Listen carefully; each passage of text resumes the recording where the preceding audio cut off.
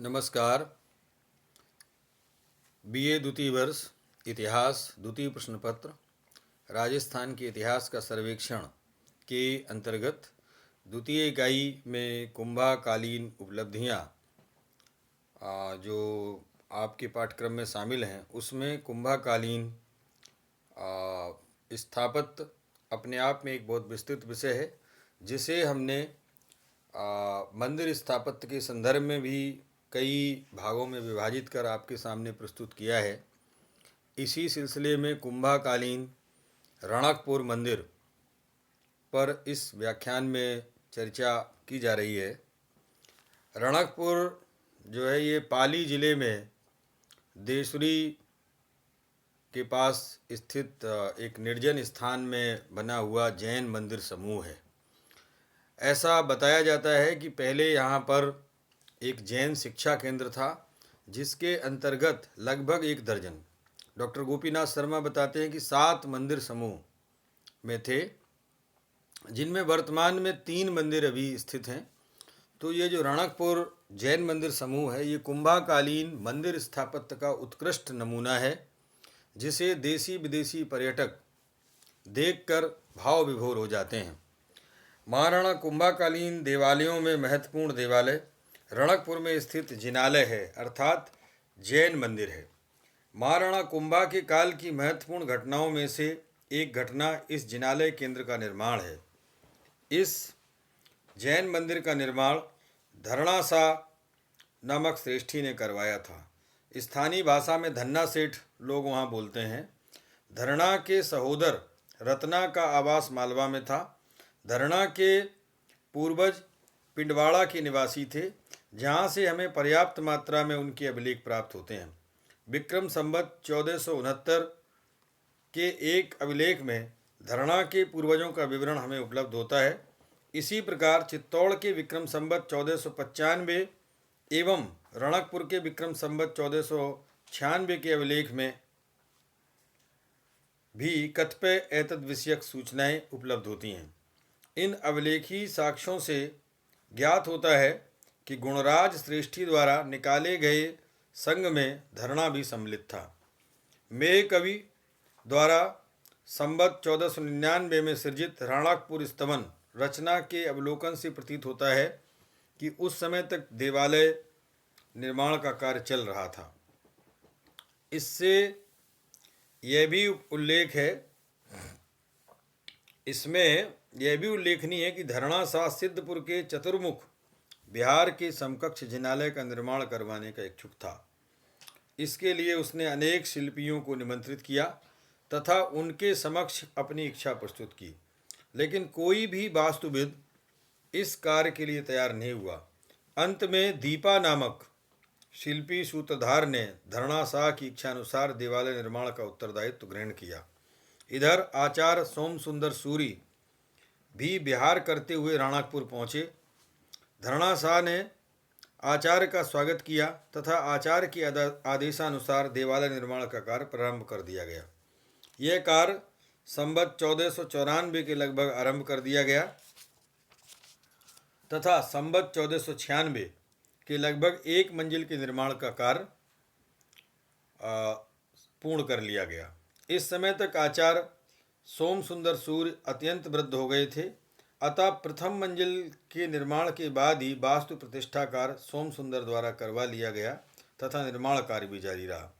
देवालय के विभिन्न भागों की देव मूर्तियों के अभिलेखों से प्रतीत होता है कि इन विभिन्न प्रतिमाओं की प्रतिष्ठा अलग अलग समय में हुई। उनका कालक्रम भी विभिन्न प्रकार से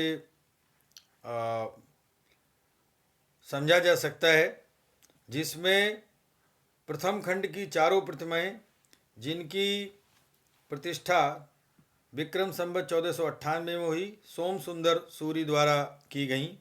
शेष अन्य जो द्वितीय खंड और तृतीय खंड की प्रतिमाएं हैं, वो रत्नशेखर सूरी द्वारा प्रतिष्ठित की गईं।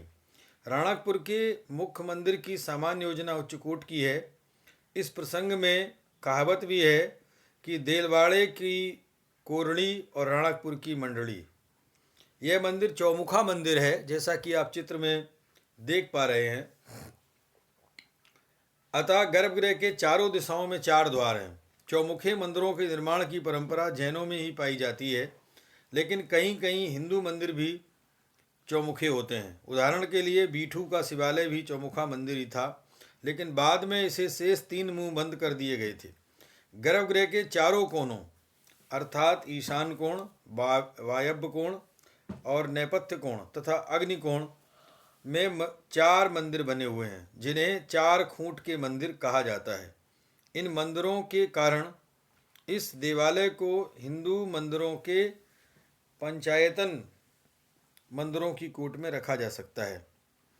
इन मंदिरों के अभिलेखों से स्पष्ट है कि इनका निर्माण कार्य क्रमशः विक्रम संवत 1503, 1507, 1511 तथा 1516 में संपन्न हुआ था। धरणक शाह की प्रतिमा उत्तरी पूर्वी कोठों के मंदिर में है। इनके आगे चारों ओर 80 देव कुलिकाएँ हैं, जिनमें से 76 छोटी व बड़ी हैं। 2 बड़ी कुलिकाएँ उत्तरी द्वार की ओर हैं, जिन्हें क्रमशः महावीर व संभव शरण की देव कुलिका कहा जाता है। शेष 2 कुलिकाएँ दक्षिण द्वार की ओर हैं, जिन्हें क्रमशः आदिश्वर तथा नंदीश्वर की देव कुलिकाएँ कहा जाता है।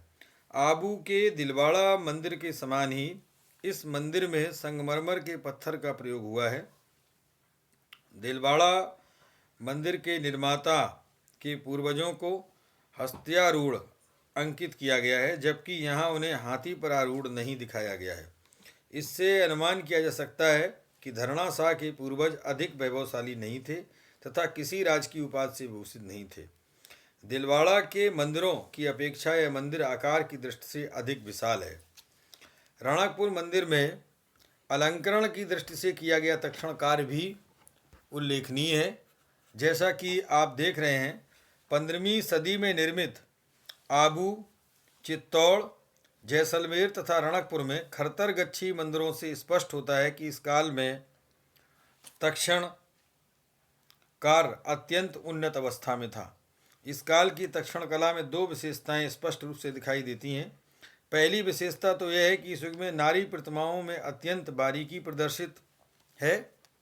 जैसा कि आप देख पाएंगे, ये जो नारी प्रतिमाएं हैं, इनमें जो आभूषण इनके जिस तरह प्रदर्शित किए गए हैं, वो भी अपने काल की एक उत्कृष्ट विशेषता है। और साथ साथ नारी को विभिन्न मुद्राओं में दिखाया गया है।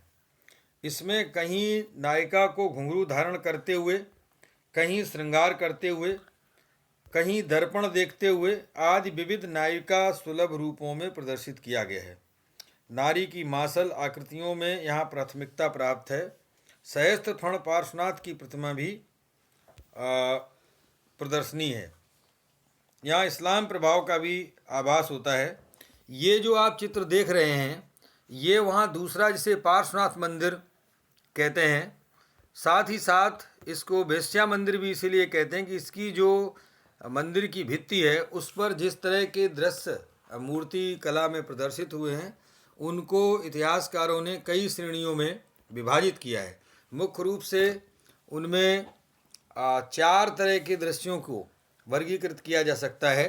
पहली श्रेणी में संगीत से पूर्व की मुद्रा में संलग्न लोग, दूसरे संगीत के बाद बजाते हुए संगीत में लोग, और तीसरे शांत मुद्रा के, और चतुर्थ कामरत मुद्राओं के जो तक्षित मूर्तियां हैं, वो अपने आप में अनोखी हैं, जिन्हें देखकर देसी विदेशी पर्यटक आत्मविभोर हो जाते हैं।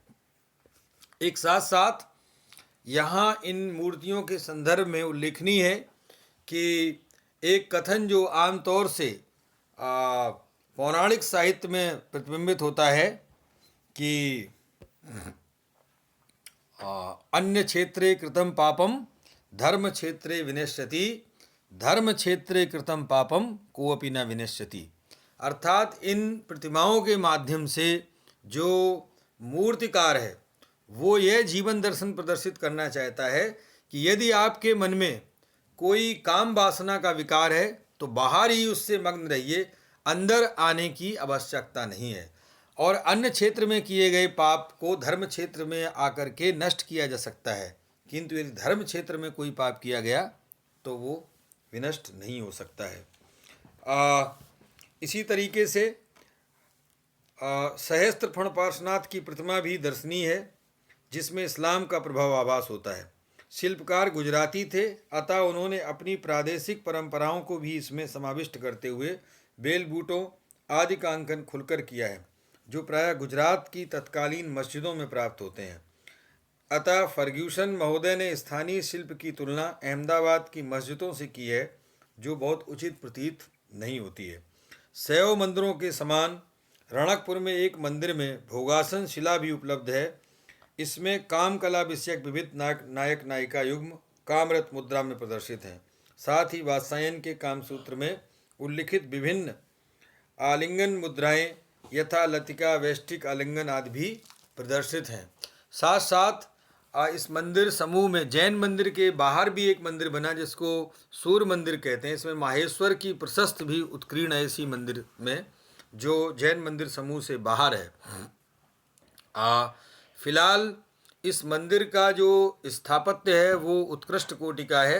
विशेष तौर से जैसा आप देख रहे हैं स्तंभ स्थापत्य मंदिर का, ऐसे 1400 से अधिक जो स्तंभ हैं वो दिखाई पड़ते हैं, और एक स्तंभ से जैसा आप देखेंगे दूसरे स्तंभ का मेल संभव नहीं है। इसमें जिस प्रकार का अलंकरण किया गया है वो अपने आप में अनोखा है।